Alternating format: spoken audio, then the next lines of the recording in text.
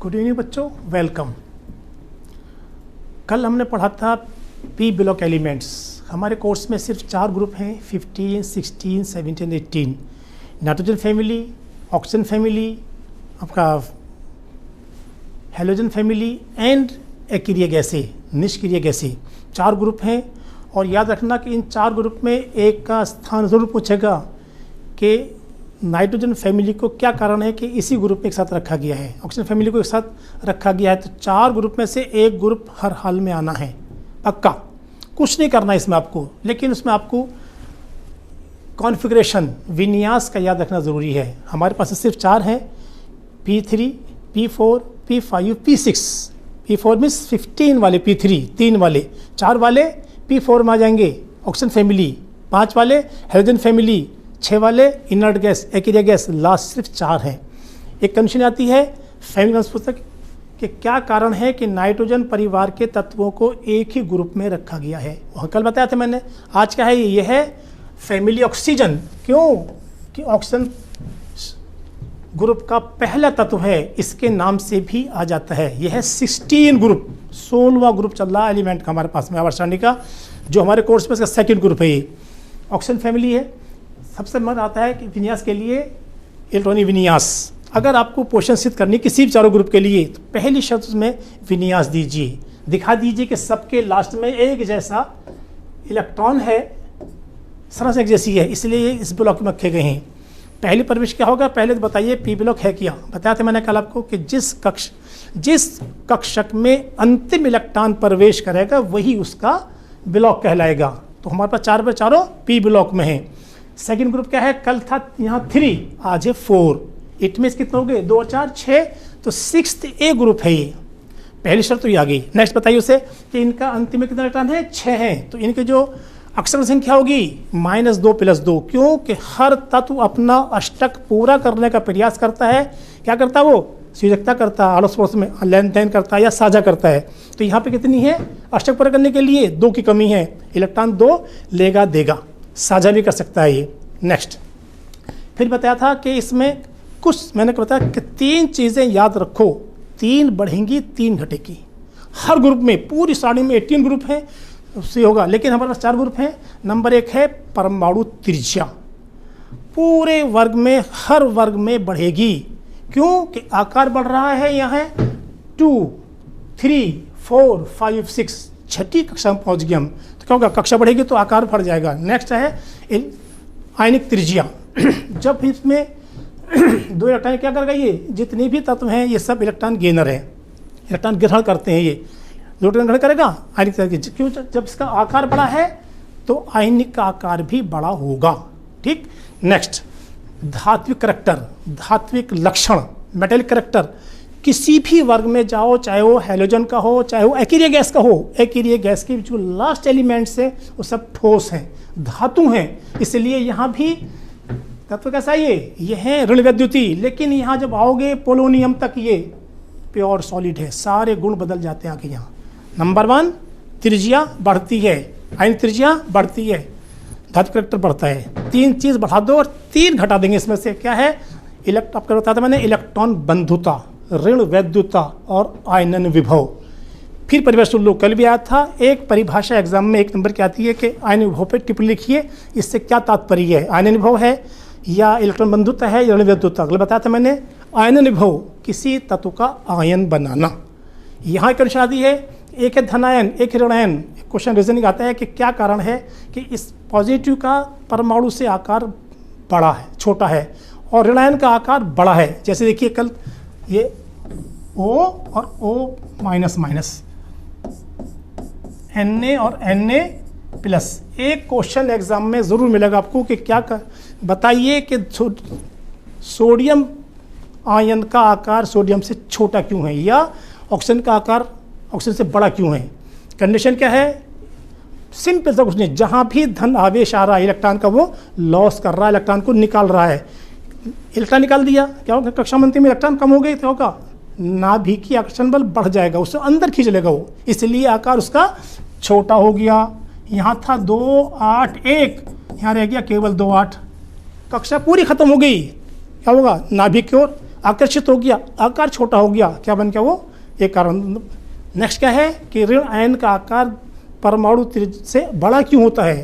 क्यों कि ऋण आयन के अंतिम कक्षा में इलेक्ट्रॉन बढ़ेंगे, क्या होगा, जो अंतिम कक्षा में इलेक्ट्रॉन बढ़ेंगे तो क्या होगा, जो आकर्षण पहले वो कम हो जाएगा, लूज कर देगा, थोड़ा सा वो एक्सटेंड कर जाएगा, बढ़ जाएगा तो आकार बढ़ जाता है। ये 2 क्वेश्चन एग्जाम में अक्सर आते हैं। नंबर 1 है स्थान का विवेचना करना, 2 नंबर कम से कम आएंगे या 3 नंबर का सकता है। 1 नंबर का क्या है, आकार का करना, और एक परिभाषा। कल भी बताया मैंने आपको, आज बता रहा हूँ कि 3 परिभाषाएं तुम्हारे एग्जाम में है, तीनों में से एक परिभाषा जरूर आती है। ठीक, हम बात कर रहे हैं इसकी छठे ग्रुप की, 6th ग्रुप। कौन सा है ये, 6th ग्रुप है ये। इसमें तत्व हैं oxygen, sulphur, selenium, tellurium, polonium.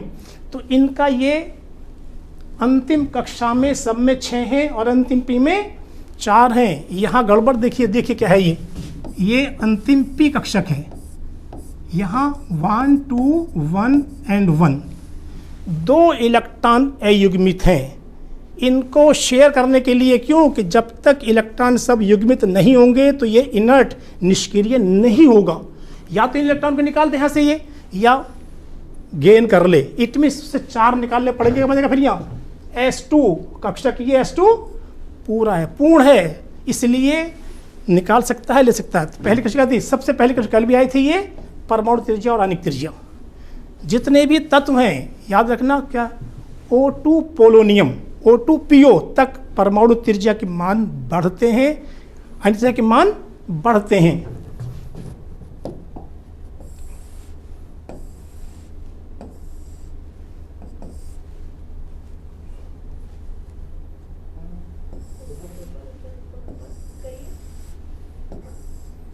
यहाँ मैंने 2 क्यों लिए ये, कि यहाँ -2 इलेक्ट्रॉन मोस्ट कोशिश करती है कि 2 ले लें हम, चूंकि हमारे पास 4 अंतिम में तक इलेक्ट्रॉन 2 ग्रहण करेगा, तो जो त्रिज्या बनाने के लिए है वो ये लिए, देखिए बढ़ता हुआ क्रम।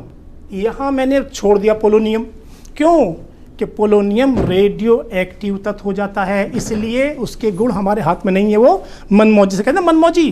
तो जितने रेडियो एक्टिव तत्व हैं आवर्त सारणी के जो 7th आवर्त में आ रहे हैं, मोस्टली सब रेडियो एक्टिव है, इसलिए हमने यहाँ जिक्र छोड़ दिया, पोलोनियम किया।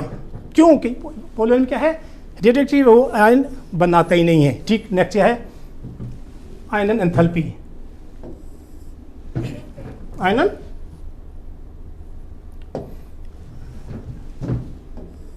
एंथैल्पी जिक्र आया था अभी, आयन बनाना, परमाणु की अंतिम कक्षा से इलेक्ट्रॉन बाहर निकालने के लिए जितनी उसे ऊर्जा दोगे, आयन एनर्जी। बताते मैंने कि इसमें अपने आवर्त में तो मैक्सिमम बहुत अधिक हो गई है, चूंकि क्या है, लेफ्ट राइट चलोगे तो बढ़ती है, नीचे चलोगे तो घट जाती है। 3 चीज़ आवर्त में बढ़ती हैं, वर्ग में घटती हैं, तो ये एंथैल्पी भी इनकी घटेगी सबकी। O से T तक, ऑक्सीजन से टेलुरियम तक, इसमें मैंने पोलोनियम छोड़ दिया। ठीक, कारण क्या, इसके बता दें कि वर्ग में सबसे कम ऋणात्मक ऑक्सीजन है ये, इसलिए क्या है, ये घटता क्रम आ गया, एंथैल्पी आ गया। नेक्स्ट इसमें आएगा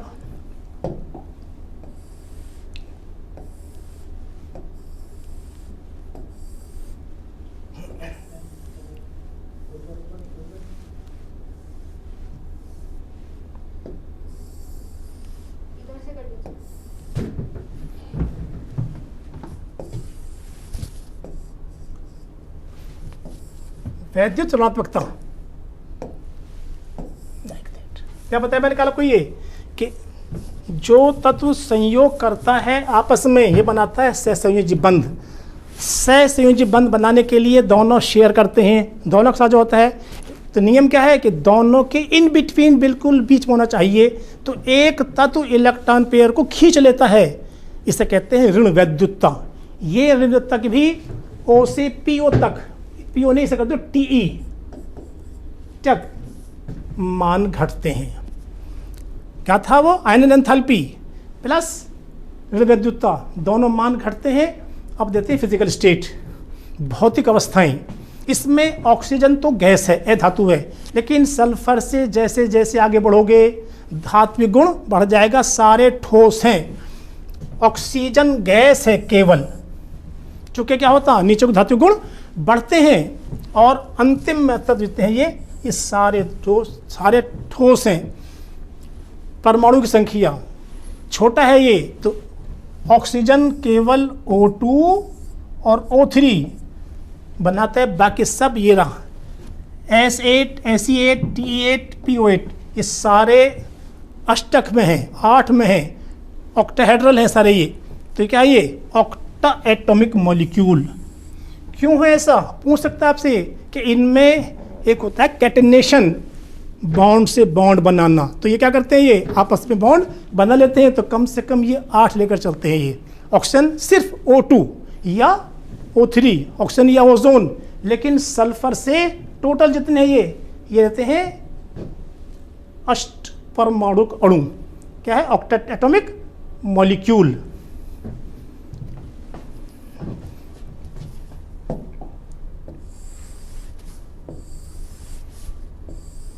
लाइक दैट सारे एटम, ध्यान रखना इसमें, इसका बॉन्ड एंगल निश्चित है, बॉन्ड एंगल निश्चित है, रखा लंबाई भी निश्चित है। सारे इसे कहते हैं कैटेनेशन भी कहते हैं इसे, कि जितने भी परमाणु हैं ये एक एक से बंध बनाते हैं, सबके 2 बंध हैं। क्या करा, एक एक ने इसको सपोर्ट कर दिया, तो इस सब के इलेक्ट्रॉन 8 पूरे हो गए। 2 अपने थे, 2 पेयर, अब एक दोनों से शेयर कर लिया, एक इसका एक इसका एक इसका एक इसका, सबके देखना तो क्या हो, ये मिलजुल कर काम चलाना। तो सारे परमाणु एक दूसरे की सहायता करते हैं और क्या बनाते हैं, सहसंयोजक बंध। सबके 2 बंध हैं, 2 पेयर अपने हैं, 2 बंध होंगे, कितने होंगे गिन लीजिए, सबके 8, सबके 8 होंगे। इनका कोण ये है, कल क्या था, कल था फास्फोरस में वो 2-2-1 था, ये 2-1-2 है, बिल्कुल थोड़ा फर्क है। ये जगह यार कैटेनेशन, समान परमाणु परस्पर जुड़ने का जो गुण है इसे श्रृंखला गुण कैटेनेशन कहते हैं। ऑक्सीजन में क्या है, थोड़ा सा कंडीशन है, ये सिर्फ बनाता है पेरोक्साइड, इसमें आगे नहीं है। चूँकि क्या है ये, इसके कारण भी क्या है कि सबसे छोटा है ये, इसलिए क्या करता है ये अपने आकार को आगे ये नहीं बढ़ा पाता। अब आता है एलोट्रोपी, ये कल भी कराया था इसका, एलोट्रोपी अपरूपणता, यानी सबकी फिजिकल स्टेट एक जैसी है, लेकिन उनके थोड़े फिजिकल गुण जो है,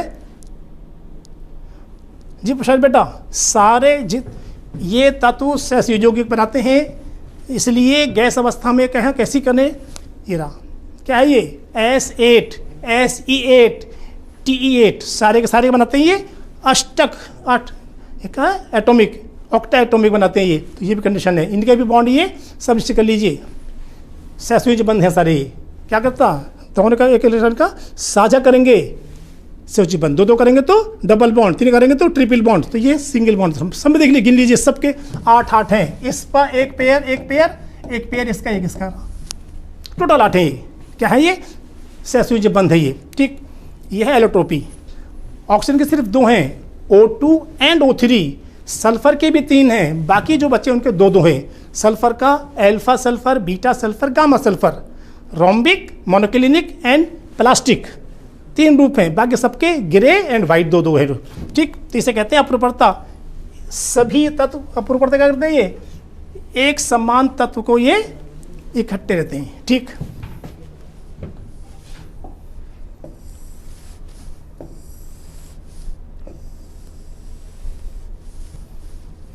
चेक कर लीजिए सभी, ऑक्सीजन का केवल 2, O2 एंड O3, इसका 3 है, मतलब सल्फर के, बाकी सबके 2 हैं। इसका अल्फा, बीटा एंड गामा 3 है, बाकी ऑक्सीजन के सिर्फ 2 ऑक्सीजन, ठीक। अब यह है धात्विक लक्षण। क्या बताया मैंने आपको, ये 3 चीज घटेंगी। नंबर 1 एंथैल्पी, आयनन विभव, ऋण वैद्युतता और इलेक्ट्रॉन बंधुता, और धात्विक लक्षण बढ़ेगा। क्रमांक के साथ ये रहा, O से PO तक बढ़ते हैं, इन सब के धात्विक गुण बढ़ते हैं। तो ऑक्सीजन तो है अधातु, बाकी सल्फर से क्या करेंगे, धात्विक गुण बढ़ेगा। और पोलोनियम मोस्ट धातु है, इट मीन्स क्या है, वो रेडियो एक्टिव एलिमेंट है, क्या वो है आपका, ये रेडियो एक्टिव धातु है ये। ऑक्सीकरण अवस्थाएं। क्या है? ऑक्सीकरण अवस्थाएं। देख लीजिए, इसका विन्यास सबका NH2NP4 है। सबकी कक्षा में S में 2 P में 4 हैं। इसलिए क्या करते हैं ये नोबेल गैस के लिए इनमें सिर्फ 2 इलेक्ट्रॉन की कमी है। क्या है ये? Noble gas. कौन सी गैस होती है ये? जिन गैसों के सारे अष्टक पूर्ण हैं वो अकेरिय गैस से कहाँ रखे? वो 18th ग्रुप में। इसके बाद 70, इसके बाद 18वां ग्रुप आएगा वो अकेरिय गैस का। क्या करते हैं उसको ये पूरा करने के लिए ये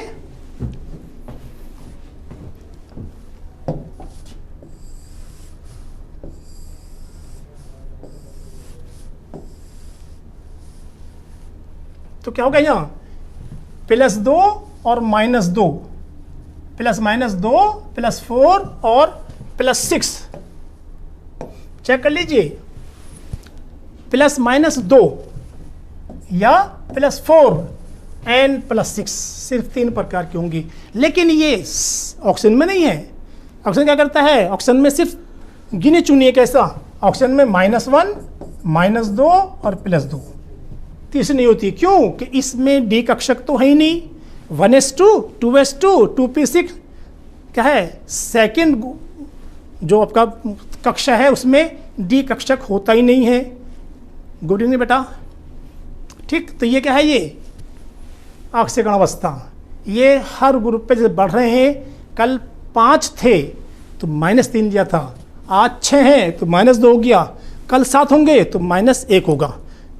5 आपके जो 50 आपका 5th A ग्रुप है उसमें -3 था, 3 कम थे 5 थे, आज 6 हो गए, 2 कम है तो -2। और 7 ग्रुप में -1 और 18th ग्रुप में आओगे तो वहाँ कुछ नहीं होगा डी कक्षक न होने का। जी प्रसाद बेटा, क्योंकि ऑक्सीजन में डी कक्षक नहीं है। आएगा ये। कल आया था फ्लोरीन का अपसामान्य गुण, आज है ऑक्सीजन का अपसामान्य गुण। यहाँ भी कारण रूप सेम कल वाले ही निकलेंगे।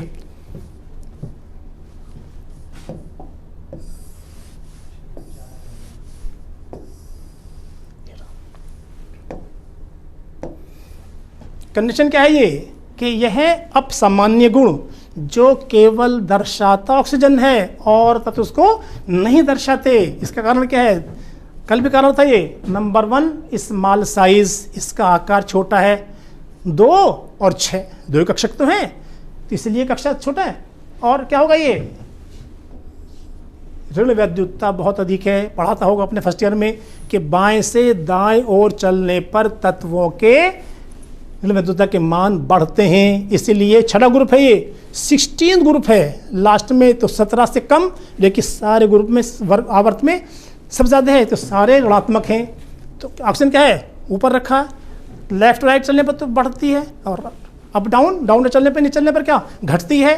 तो यूँ तो बढ़ रही है, अपने आवर्त में अधिक हो गई, वर्ग में आओ घटेगी। इट मीन्स क्या है? ऑक्सीजन की मैक्सिमम होगी अपने वर्ग में ही। ठीक, ये पाई बंद, ये जो पाई बॉन्ड बनाते हैं, सिंगल बॉन्ड तो होता है sigma bond, pi bond means सेकेलेक्ट्रॉन, डबल बॉन्ड वाला, ट्रिपल बॉन्ड वाला। ये क्षमता किसी और में नहीं है, केवल कल थी उसमें फ्लोरीन में, यहाँ है आपका उसमें N2 में थी, यहाँ ऑक्सीजन में है। इसलिए क्या बनाती है ऑक्सीजन? ये O डबल बॉन्ड O। कल क्या था वो? N ट्रिपल बॉन्ड N, कल ये था। और क्या था? डी कक्षक वहाँ भी नहीं है, डी कक्षक यहाँ भी नहीं। अब इसने इसका कारण क्या देखिए? कंपाउंड से ये। अब देखिए क्रियाशीलता। क्यों? कि इसमें कक्षक छोटा है तो ये छोटा है, बहुत अधिक क्रियाशील होगा। इसलिए सारी क्रियाएं जो देखेंगे अब ऑक्सीकरण ऑक्सीकरण ऑक्सीकरण ऑक्सीकरण सब जगह आता है। यहाँ भी जो शेष तत्व हैं, सल्फर है, सेलेनियम है, टेलुरियम है, ये भी ऑक्सीजन साथ क्रिया करके यौगिक बनाएंगे। यहाँ भी आएगा ऑक्सीकरण। क्यों? बहुत क्रियाशील है। टेलुरियम आ गया, ये है पोलोनियम, रेडियो एक्टिव है, लीस्ट सबसे कमजोर, सब में नहीं। ये जो पहले वर्ग हैं धातु लक्षण है वो अलग हो गया, हम चल रहे हैं ये अधातु में भी है। तो जो हमने ग्रुप देखा एस ब्लॉक धातु है, डी ब्लॉक आगे आएगा, ये बीच में डी ब्लॉक है, S block D block then P block. हम पी ब्लॉक में आ गए तो डी ब्लॉक वाले सारे धातु हैं। अब हम अधातु में आ गए हैं तो नाइट्रोजन, ऑक्सीजन, फ्लोरीन या नियोन, ये सारे एक्रिया कंडीशंस में आ जाएंगे। इसलिए हम जितने पढ़ेंगे, ब्लॉक डी ब्लॉक बिल्कुल बीच में है। ये पूछा बेटा ये जो डी ब्लॉक है बीच में है, इसलिए सारे धातु हैं, धातु में ज़्यादा अंतर नहीं आता है। डी ब्लॉक के अपने गुण अलग से हैं। चलिए ये आ गया, ठीक। ऑक्सीजन गैस है, बाकी धातु अपने से देखते हैं। देखिए क्रियाशीलता इसकी बढ़ रही है। ऑक्सीजन क्या है? मैक्सिमम, देन सल्फर, देन से पहले में क्या है? लीस्ट, सबसे कमज़ोर पोलोनियम है।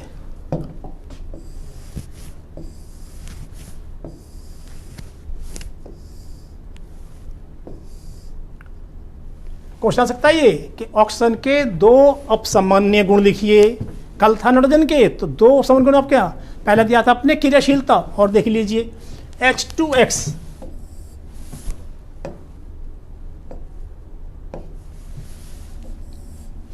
क्रिया किससे? ये हाइड्रोजन से।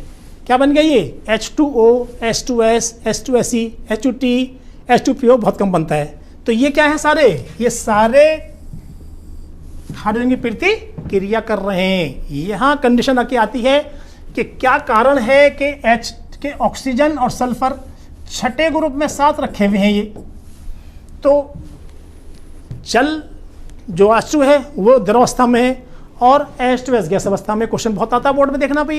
कारण क्या है कि ऑक्सीजन बहुत क्रियाशील है और इसमें हाइड्रोजन बॉन्डिंग बनाने की क्षमता बहुत अधिक होती है। हाइड्रोजन बॉन्डिंग जो H2S में नहीं है, इसीलिए जो अणु H2O के हैं वो एक दूसरे के निकट आ गए, द्रवावस्था में आ गए। H2S में बॉन्डिंग नहीं है, H2S क्या दूर दूर हो गए, वो गैस अवस्था में है, ठीक। तो H2O द्रव, बाकी सब गैस अवस्था में आ जाएंगे। ये तो क्या है? ये इनका एक तो है वाष्पशीलता, दूसरा है आपका तापीय स्थायित्व। इसमें सबसे अधिक स्थायी जल है जिसे हम यूज करते हैं। क्यों? कि इसमें परबल हाइड्रोजन बंध बनते हैं। कल था उसमें अमोनिया में, आज है ऑक्सीजन में, जल में, और कल को होगा HF में। ये 3 पहले तत्व हैं, इनके हाइड्राइड बहुत परबल होते हैं, परबल हाइड्रोजन बंध बनाते हैं, इसलिए ये क्रिया क्या है? स्थायी ज़्यादा है लेकिन अपसामान्य है। क्यों? ये गैस, ये प्योर गैस है, इसलिए ये अधिक वोलेटाइल है इससे, इन सब से भी है। आगे घटता आगे को ये, क्यों? कि जल द्रव है, इसमें हाइड्रोजन बॉन्डिंग है, इसकी वाष्पशीलता कम होगी। क्वेश्चन आता है ये कि जल भी इसी ग्रुप में है, इसका बॉइलिंग पॉइंट 100 क्यों है? सबसे ज़्यादा है इसका, कितना है? 100 डिग्री सेंटीग्रेड। क्यों है भाई? क्यों? कि इसमें परबल हाइड्रोजन बंध है, जिसके कारण ये जल्दी से वाष्पशील नहीं होता है, इसलिए ये द्रवावस्था में होता है। अब ये है इसका एसिडिक करैक्टर। मैंने बताया था आपका कि S ब्लॉक और D ब्लॉक में होता है क्षारीय लक्षण, वो क्षार दर्शाते हैं। लेकिन जो हम चले 15 से, कहानी बदल गई। यहाँ 4 थे, 5 थे, 6 थे, 7 थे एंड 8 थे, ये सब P ब्लॉक में है। इन सब में आ जाता है ये एसिडिक करैक्टर। ये रहा H2O से H2T तक बढ़ता है। तो क्या है ये? घटती, अम्लीय गुण आ गया, शक्ति बढ़ती है।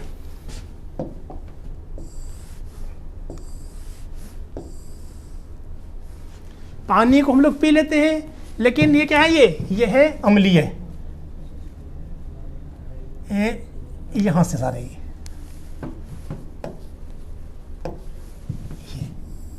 ये अम्लीय है, ये उदासीन गैस है। तो क्या है? ये क्षमता हमारे पास में शक्ति बढ़ रही है। अगर याद न रहे एग्जाम में तो तीर चला देना ये वाला।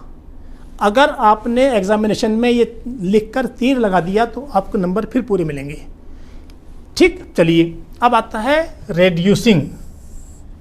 ये तो सबसे कमज़ोर है, जल तो कुछ करता ही नहीं है। क्या है ये? इसे कहते हैं यूनिवर्सल सॉल्वेंट। चलिए क्या है? करैक्टर ये बता रहा। अपचयन क्षमता बढ़ती है, बढ़ता क्रम।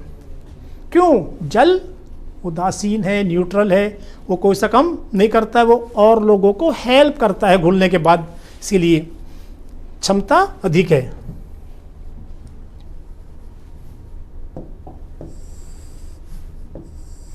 यस, ये देखिए H2O हो या H2SO, संरचना त्रिकोणीय है इसकी। क्यों? कि ये दो लोन पेयर हैं। ये पढ़ा होगा आपने फर्स्ट ईयर में, VSEPR theory, valence shell electron pair repulsion theory, संयोजी कक्ष इलेक्ट्रॉन युग्म प्रतिकर्षण थ्योरी। इलेक्ट्रॉन अगर मुक्त अवस्था में है, वो सिंगल है या पेयर में है, एक दूसरे को वो धकेलेगा। तो इसलिए ये है H2O।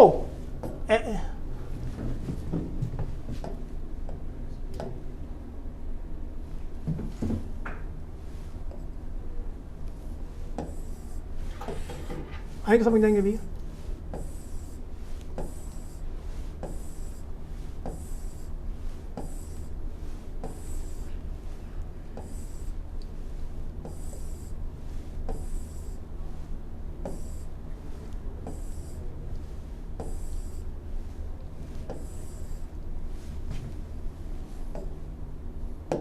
ये H2O है।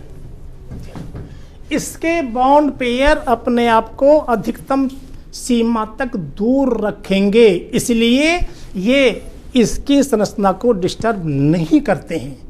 कैसा हो गया ये? त्रिकोणीय। क्या है ये? त्रिकोणीय है ये। इसलिए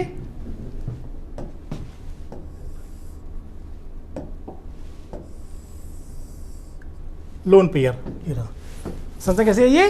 संरचना है त्रिकोणीय। क्यों? कि ये लोन पेयर इसको वेस्पर थ्योरी के कारण ये दूर दूर स्थित रखते हैं, इनका संरचना पर असर नहीं पड़ता है, इसलिए इन्हें अलग क्या कहेंगे? त्रिकोणीय, ट्रायंगुलर।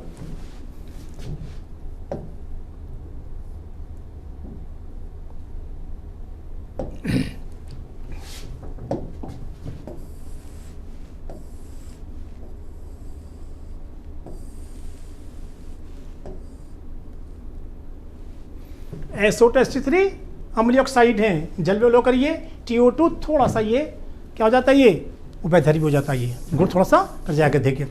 अब ये है हैलोजन निर्मित यौगिक। क्यों? हैलोजन हमारी आवर्त सारणी के सेकंड लास्ट में है, बहुत क्रियाशील होते हैं। वो सभी तत्वों से क्रिया करते हैं, फर्स्ट ए से लेकर और आपका 7th ए 6th यानी आवर्त में क्रिया करते हैं, तो 7th ए तक सबसे क्रिया करते हैं। और जो अक्रिय गैस हैं वहाँ भी वो क्रिया कर लेते हैं। हाइड्रोजन मोस्ट रिएक्टिव एलिमेंट से अपनी सारणी के अधिकतम क्रियाशील है। इस कारण बताया कि क्रमांक बढ़ने के साथ क्या ये स्थायित्व घटता है। क्यों? कल बताया था मैंने, बताऊँ फिर ये कि फ्लोराइड में हाइड्रोजन बंध बनते हैं, इसलिए मोस्ट लीस्ट आयोडाइड क्या होते हैं? स्थायित्व का कम हो जाता है। हेक्सा हैलाइड्स, हेक्सा टेट्रा दो प्रकार के यहाँ हैलाइड्स होते हैं। ये रहा sp3d2 जो हमारे पास में s कक्षक है, उसमें इलेक्ट्रॉन युग्मित हैं और p में इलेक्ट्रॉन एक पेयर युग्मित है और 2 अयुग्मित हैं। तो p वाला एक इलेक्ट्रॉन d में चला गया, कितने हो गए? 4 अयुग्मित हो गए। S वाला जम करके कहाँ चला गया? D में चला गया। तो एक S में 3 P में और 2 D में sp3d2 संकरण बन जाएगा। ये sp3d2 संकरण बन जाएगा। ये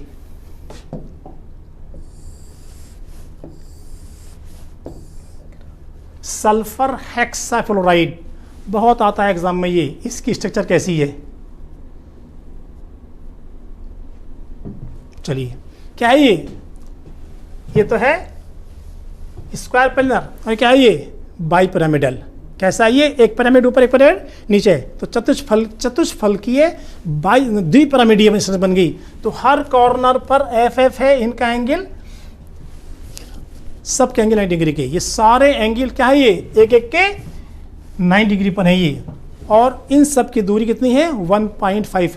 पीछे थी 212 और उससे कल वाले थी 21221, तो थोड़ी त्रिज्याएं इनकी घटती चली जाती हैं। टेट्राहेलाइड,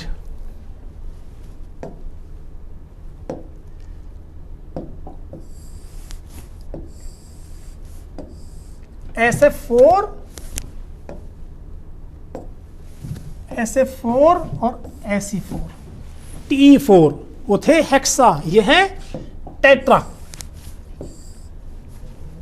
यहां भी एक लोन पेयर बाहर निकला हुआ है, ये लोन पेयर अपना आप को अलग रखेगा, इसलिए ये रहा 165 173 डिग्री बढ़ गया, 102 डिग्री है।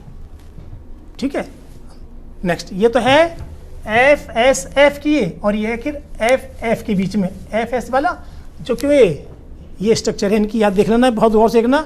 स्ट्रक्चर बनाने को एक नंबर में अक्सर आती है sulphur tetra, selenium tetra, tellurium tetrafluoride या सल्फर हेक्साफ्लोराइड, सेलेनियम हेक्साफ्लोराइड, सारे तो बनाते हैं सेम।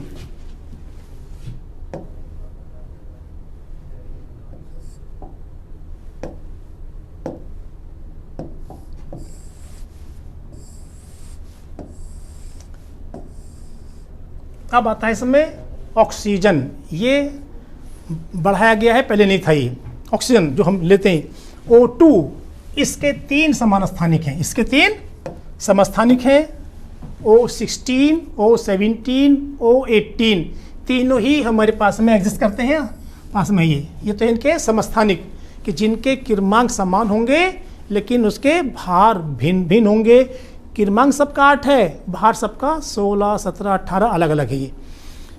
ये है बनाने की विधि, जिक्र कल भी आया था, ये हमने कहा था सरफेस केमिस्ट्री में, क्या था वो पॉजिटिव कैटालिसिस, धनात्मक उत्प्रेरण, उसमें था कि पोटेशियम क्लोराइड गर्म करते हैं तो ऑक्सीजन बनती है, किसकी, मैग्नीज डाइऑक्साइड की उपस्थिति में।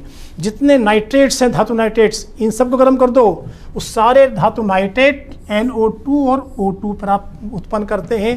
तो जितने भी नाइट्रेट हैं या क्लोरेट हैं, टोटल धातु क्लोरेट, सोडियम का हो, पोटेशियम का हो, सब क्या करेंगे, आप खनन कर दो इसका, क्या करेंगे, O2 उत्पन्न करेंगे, ऐसे नाइट उत्पन्न करेंगे।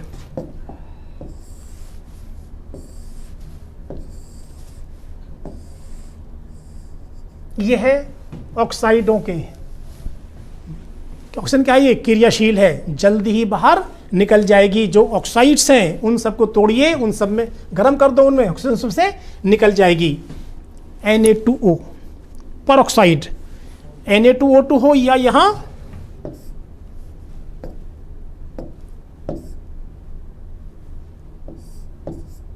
K2O2 हो, ये दोनों उत्पन्न करेंगे O। अगर यहाँ परऑक्साइड नहीं है तो केवल क्षार बनेगा। अगर यहाँ आपने घटा दिया Na2O या K2O, अब इस कंडीशन में ऑक्सीजन बाहर नहीं निकलने की है। इट मीन्स हमें चाहिए परऑक्साइड ताकि O निकल सके। तो ये परऑक्साइड तो बना निकालते हैं O2, और अगर आपने ले लिया केवल ऑक्साइड तो केवल क्षार बनाएंगे NaOH या KOH।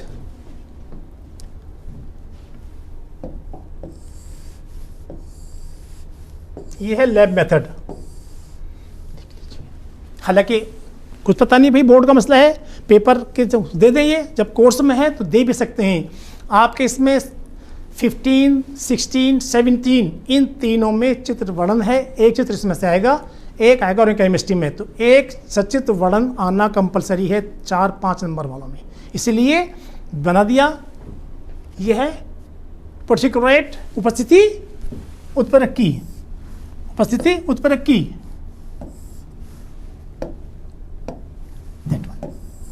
उत्प्रेरक है। ये क्या कहते हैं इससे, डिस्प्लेसमेंट। जल भर दो, गैस भरती रहेगी, जल नीचे रहेगा, गैस ऊपर जाती रहेगी। इससे क्या बताया, ये हो सकता है, ये पूछ ले। हालांकि ये पहले नहीं था बोर्ड हमारे, दोबारा बोर्ड हमारे में आया ये प्रिपरेशन O2 की। अभी देखा था आपने, ये क्या है, औद्योगिक। जो हमारा जल है, इस जल से भी क्या करते हैं, इसे इलेक्ट्रिक स्पार्क करके हम ये ऑक्सीजन को प्राप्त करते हैं। ये तो आएगी, ये है कैथोड, ये एनोड पर आ जाएगा, ये एनोड प्राप्त हो जाएगा। में ये रासायनिक गुण, ये सब आप पढ़ चुके हैं।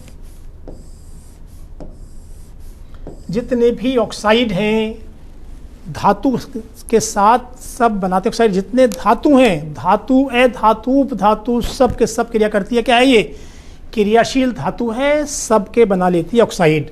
मैग्नीशियम से MgO, एल्यूमिनियम से एल्यूमिनियम ऑक्साइड Al2O3, सोडियम से 2। अगर ताप कम है तो ऑक्साइड और अधिक है तो परऑक्साइड। दोनों बनाता है ये। अब ये है रिएक्शन विद नॉन मेटल्स, कौन से, जैसे कार्बन है, सल्फर है, ये सब नॉन मेटल्स हैं ये, इनको भी देख लीजिएगा। नंबर 1 हाइड्रोजन, कार्बन, यहाँ भी क्या है, अगर ऑक्सीजन कम मात्रा में है तो CO और अधिक होगी तो CO2। यहाँ 2C है, आधी O है, यहाँ O2 डबल हो गया, O2 क्या बनाती है ये, CO2 दोनों बनाएगी। अब ये पढ़ा था आपने नाइट्रिक एसिड बनाने की विधि, जिक्र था उसमें, ऑस्टवाल नियम पढ़ा था आपने ये। उसमें क्या था ये कि इसकी उपस्थिति में करते हैं तो बनाती है नाइट्रिक ऑक्साइड। कल जिक्र आया था इसका, क्या था वो, नाइट्रोजन का लैब मेथड था। उस मेथड में इस्तेमाल कर रहा था कि जब भी अमोनिया को हम ऑक्सीकृत करते हैं उत्प्रेरक की उपस्थिति में उच्च ताप पर, हाई टेम्परेचर पर, तो एन उत्पन्न होती है। तो यहाँ इसे भी कर देगी, धातु से हुआ, अधातु से हुआ, अमोनिया से हुआ। अब ये आ गया ओजोन। ये इसमें 2 विधियां हैं, एक लैब मेथड है, एक है औद्योगिक मेथड। दोनों में से एक एग्जाम में अक्सर आता है, इसलिए चित्र देख लीजिए। ये एक 24 टाइप की ट्यूब है, इस ट्यूब के ऊपर नीचे ये फॉइल लगा रखी है हमने, ये ऊपर नीचे, ताकि हमें क्या करना, इसमें हमें प्रवाहित करनी है O2। इसमें एक साइड से O2 प्रवाहित करते हैं, इसका टेम्परेचर बहुत अधिक है, इसलिए क्या है, इलेक्ट्रिक स्पार्क। तो जो भी इसमें ऑक्सीजन आएगी वो ओजोन के रूप में बाहर निकलेगी। लेकिन ये ओजोन क्या है, ये ओजोन शुद्ध नहीं है, बहुत कम इसके अंदर ओजोन है। इसे देख लीजिए, यूट्यूब है, दोनों साइड में इसके फॉइल चढ़ी हुई है, इनका संबंध करते हैं इंडक्शन कॉइल से स्पार्क करने के लिए। एक साइड से शुष्क ऑक्सीजन, ड्राई ऑक्सीजन प्रवाहित कर दीजिए, इस क्षेत्र में आने के बाद में O2 O3 में परिवर्तित हो जाएगी। सीमेंस ओजोनाइजर, लैब मेथड भी कहते हैं इसे।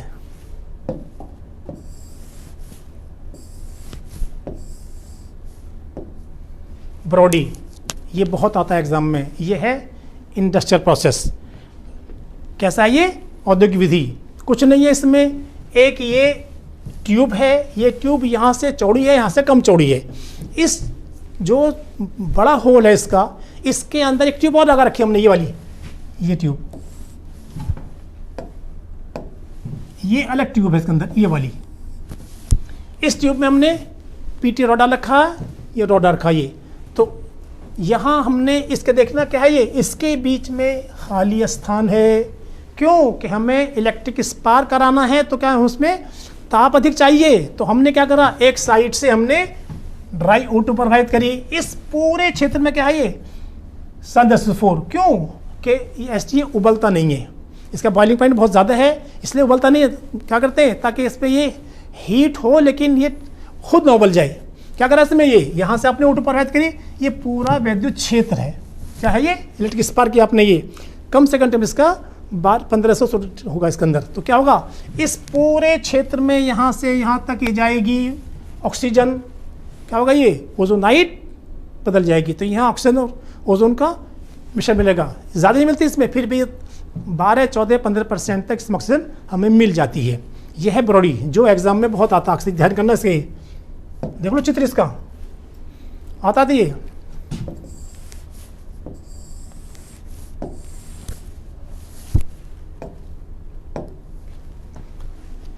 अब बात करते हैं रासायनिक गुण की इसकी।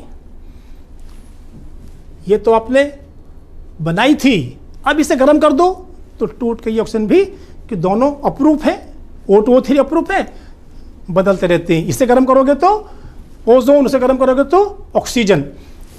कंडीशन क्या है, ये उत्पन्न करता है नवजातक सिन। तो ये याद रखना, ये क्वेश्चन बहुत आता है बोर्ड में कि सिद्ध करो कि H2O2 ऑक्सीकारक भी है, अपचायक भी है, विरंजक भी है। हमने क्या करा, विरंजक में जो भी नवजात ऑक्सीजन होगी, हाइड्रोजन होगी, ये क्या करती है, बहुत क्रियाशील होते हैं, इमीडिएटली ये क्रिया करते हैं, सब रंग उड़ा देंगे। देखा अक्सर लोग बालक सफ़ेद करते हैं, वो तो निकलता है इसके अंदर से। तो ये क्या है, अपचय क्यों है कि सॉरी ये विरंजक क्यों है, नवजात ऑक्सीजन उत्पन्न करता है तो क्या कर रंगों को उड़ा देता है, तो ये विरंजक भी हो गया। ऑक्सीकारक क्यों है कि ये जो O है ये धातुओं को ऑक्सीकृत भी करेगा, ठीक है। Mg Hg Ag इनके ऑक्साइड बना दिया अपने, O2 बाहर निकल गई। क्यों, ये जो O है नवजात ये बहुत क्रियाशील है, तुरंत क्रिया कर लेता है, इसलिए ओजोन बहुत क्रियाशील है। ये धातुओं से हो गई। अब ए धातु भी ले लो, सल्फर ए धातु, फास्फोरस ए धातु।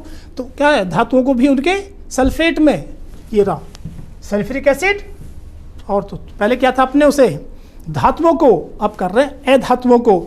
उसके अलावा जो और यौगिक भी हैं, जैसे लेड सल्फाइड है, H2S है, ये क्रिया बताती है क्या होता है जब में एक क्रिया ये और एक ये, दो क्रिया इंपॉर्टेंट है कि क्या करती है, H2S को सल्फेट में और H2S को सल्फर में ऑक्सीकृत कर रही है। धातुओं से आ गया, धातु से यौगिकों से आ गया।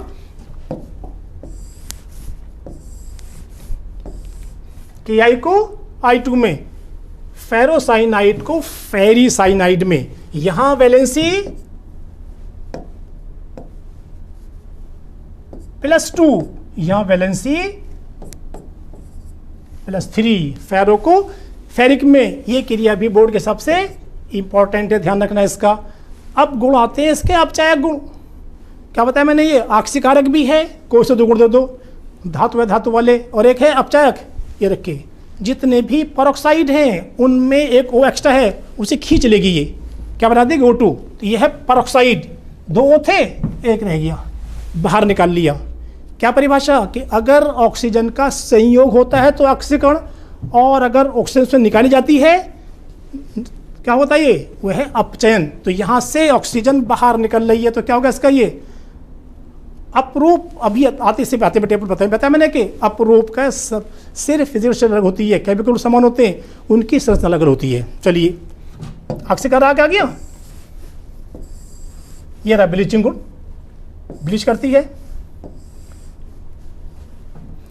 ठीक, अब आते हैं सल्फर में। अब तक तो हमने की थी ऑक्सीजन वाली, अब आते हैं सल्फर में, SO2। ये भी यूपी बोर्ड में नहीं थी, लेकिन जब से NCERT आई है तब से हमारे कोर्स में ये भी आ गई है। कुछ पता नहीं ये भी आ जाए। इसका देखिए क्या है कि सल्फर, ये है आयरन पायराइट। धातु सल्फाइड हो या सल्फर हो, इन्हें वायु में गर्म कर दो, जला दीजिए, बन जाएंगी। जिक्र आया था कल, ये CuAgAu से श्रेणी में नीचे स्थित हैं, तो ये हाइड्रोजन को स्थापित नहीं करते हैं। जितनी आप सीरीज के हाइड्रोजन से ऊपर धातु हैं वो सब H2 निकाल देती हैं, जो नीचे वाली हैं H2 नहीं निकालती, वो SO2 निकालेंगी। नाइट्रिक एसिड होगा तो NO2 निकालेंगी। इसलिए क्या क्या HCl होगा तो Cl2 निकालेंगे, कि ये वीकर हैं, दुर्बल हैं, कमजोर हैं, क्रिया नहीं करते। इसलिए SO2 की विधि ये भी हो सकती है एक प्रॉपर्टी, सेम ऑक्सीकृत कर देती है। कार्बन को CO2 में, धातुओं को और अधातुओं को सबको ऑक्सीकृत कर देती है। H2O को H2SO4 में। जिक्र आता था सरफेस केमिस्ट्री में, सरफेस पर चारकोल के सरफेस पर ये बनती है और अधिशोषित हो जाएगी। क्या था वो कि चारकोल पर अधिशोषण होता है, क्या बन जाएगी, ये अधिशोषित हो गई। एक इसका गुण ये भी इंपॉर्टेंट है, पोटेशियम परमैंगनेट को और K2Cr2 को 1 and 2 डाइक्रोमेट को रंगहीन करती है, क्लोराइड में अपचयित कर देगी। ऐसी KMnO4 को 2 गुण इसमें ये भी इंपॉर्टेंट है। हेलोजन को Cl2 को HCl में, Br2 को HBr में, I2 को HI में, सबको ये ऑक्सीकृत कर देगी। धातुओं को ऑक्सीकृत करेगी, अधातुओं को भी ऑक्सीकृत करेगी। वरंजक गुण यहाँ भी आ रहा है। क्या जिक्र था अभी कि जितने भी ये नवजात हैं, ये नवजात हर कंडीशन में रंग को उड़ा देते हैं। इसलिए ओजोन भी कर रही है, SO2 भी कर रही है। तो ये इनकी कुछ स्ट्रक्चर्स गौर से देख लीजिए इन स्ट्रक्चर्स को। 1 2 3 4 5 6 गौर से देख लो। ये स्ट्रक्चर्स एग्जाम में एक नंबर में बनाने को आती हैं। 1 2 3 4 5 एंड 6 6 स्ट्रक्चर हैं, आपके बोर्ड पर हैं, इन्हें देख लीजिए, इनकी प्रैक्टिस कर लीजिए। एग्जाम में हो सकता कोई सा आकर नमस्कार कर ले कि जी बताओ स्ट्रक्चर हमारी कैसी है। लास्ट हेडिंग जो मोस्ट इंपॉर्टेंट है, अक्सर एग्जाम में आता है सल्फ्यूरिक अम्ल, इसे कहते हैं गंधक का अम्ल। इस गंधक के अम्ल की सचित्र वर्णन भी है जो बहुत इंपॉर्टेंट है। सिद्धांत क्या है कि जब सल्फर को जलाते हैं तो SO2 बनती है, उसका अक्सर कराते हैं तो SO3 बनती है। SO3 जल में उसमें शोषित होकर सल्फ्यूरिक एसिड में वो बनाती है ओलियम। ये सिद्धांत है।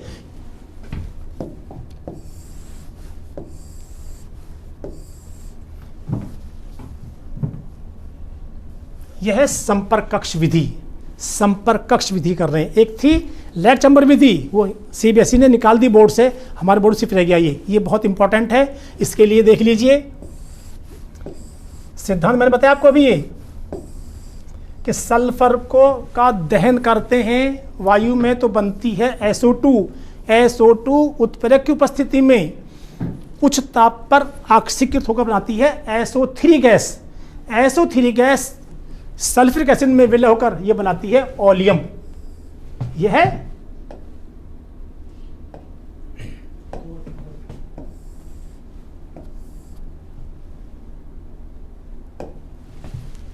ओलियम। इस ओलियम में उचित मात्रा में पानी मिला दो तो सांद्र सल्फ्यूरिक एसिड बन जाएगा। दूसरी विधि थी शीर्ष कक्ष में, वहां हमें तनु मिलता था। यहां चूंकि इसमें सिर्फ पानी सल्फ्यूरिक एसिड है, पानी मिला दीजिए जुड़ जाएगा। ये कैसा होगा? ये सांद्र। इसका चित्र देख लीजिए, चित्र बहुत इंपॉर्टेंट है और एग्जाम बहुत आता है। ये है आपका पायराइट बर्नर, जहां सल्फर को या पायराइट को जलाते हैं वायु में। ओलियम में सल्फ्यूरिक एसिड क्या है? ये यहां सल्फ्यूरिक एसिड SO3 में शोषित हो गया, क्या बन गया? ओलियम। तो SO3 तो वहां रखी थी, क्या था? H2SO4 शुद्धता, क्या मिला अपने? SO3। ओलियम बन गया है तो कुछ है नहीं, जो कमी थी पानी की पूरी कर दी, अब सांद्र मिलकर आ गया। प्रेशर क्या है ये? तो ये ओलियम मिस, इसमें शुद्ध सल्फ्यूरिक एसिड में SO3 गैस मिली हुई है। जल मिला दो, दौड़ बनेंगे और ये सांद्र होगा। पायराइट बर्नर, ये है आपका डस्ट चैम्बर। इसमें डस्ट क्या करते हैं कि अंधेरा करके उस पर लाइट मारते हैं। पढ़ा था आपने टिंडल प्रभाव। क्या होता है उसमें? कण, अगर धूल के कण है तो आपको दिखाई देंगे वो। इसका पर ये सब करके आ रहा से उस ऊपर से पानी बरसाते हैं ताकि जो धूल आदि का है जो घुल जाएंगे। फिर यह है सल्फ्यूरिक एसिड, इसे कहते हैं ड्राइंग टावर। शुष्क कक्ष, ऊपर क्या होता? डालते हैं सल्फ्यूरिक एसिड, नीचे से डालते हैं गैस, जो उसमें पानी अच्छी चीज़ें हैं वो सब इसमें घुल जाएंगी। आर्सेनिक, इसमें SO3 अशुद्धि हो सकती है। क्या है ये? फेरिक हाइड्रोक्साइड, ये उसको शोषित कर लेगा, आर्सेनिक गायब हो गया। ये है आपका फिर ये टेस्ट बॉक्स। फिर टेस्ट करते हैं इसमें कि धूल तो नहीं आ गई। उस धूल के क्या करें? वही टिंडल प्रभाव, लाइट मारेंगे। अगर धूल है उस पहले धूल को दूर कर देंगे। उसके बाद फिर यह है कंटेक्ट चैम्बर। ये है, यहाँ पे V25 उत्प्रेरक है और इसका ताप 450 डिग्री है। यहाँ SO2 SO3 बदल जाएगी। यह है सांद्र सल्फ्यूरिक एसिड। ये क्या बनाएगा? ये इसके नीचे यहाँ पे ये ओलियम इकट्ठा हो जाएगा। इकट्ठा करके ये पानी नीचे चलेगा, ओलियम आ जाएगा। ये तो ये ओलियम क्या रही है? ओलियम ऐसे है, इकट्ठा होगा, पानी मिलाओ, शुद्ध कर लो इसे। अब इसके ये पूरा इसका डिस्क्रिप्शन है, आपको एग्जाम में लिखना पड़ेगा सारा। ये देख लीजिए गौर से एक बार, पर खत्म करो इसमें भी। ये रहा डस्ट चैम्बर, एक पूरा बॉक्स है ये। Next page. एग्जाम में आपको लिखना होगा हिसाब से कौन सा कक्ष क्या, इस कक्ष में क्या काम चल रहा है। यहां तक पूरा था ये। अब ये आता है क्वेश्चन बता बोर्ड में कि सल्फ्यूरिक एसिड इतना गाढ़ा क्यों है, इसका क्वथनांक इतना ऊंचा क्यों है कि यहाँ पर क्या है, हाइड्रोजन बॉन्डिंग है ये, इसलिए क्या है ये हाइड्रोजन बॉन्डिंग का अणु एक दूसरे के बहुत समीप आ गए, इसलिए बहुत गाढ़ा है, क्वथनांक इसका बहुत ऊंचा है। कंडीशन की वो भी है कि जितने धातु हैं वो हाइड्रोजन को उससे विस्थापित करेंगे।